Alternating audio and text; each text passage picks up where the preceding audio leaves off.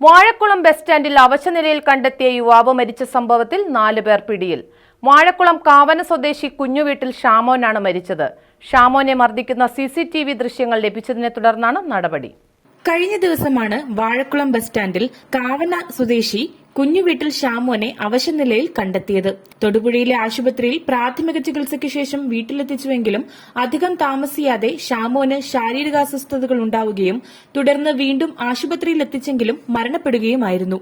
ഹൃദയാഘാതമാണ് മരണകാരണമെന്ന് വീട്ടുകാരും ബന്ധുക്കളുമടക്കം കരുതിയിരുന്നെങ്കിലും വാഴക്കുളത്ത് വെച്ച് 4-അംഗ സംഘം ഷാമോനെ മർദ്ദിക്കുന്ന ദൃശ്യങ്ങൾ നവമാധ്യമങ്ങളിലടക്കം പുറത്തുവന്നതോടെയാണ് സംഭവത്തിൽ വഴിത്തിരിവുണ്ടാകുന്നത്.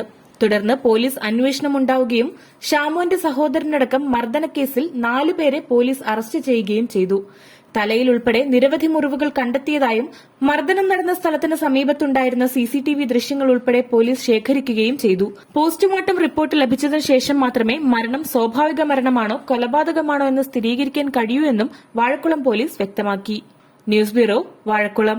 ഈ ഓണക്കാലത്ത് ജേക്കോ gold and diamonds light weight സ്വർണ്ണാഭരണങ്ങളുടെ വലിയ കളക്ഷനുമായി നിങ്ങളെ സ്വാഗതം ചെയ്യുന്നു.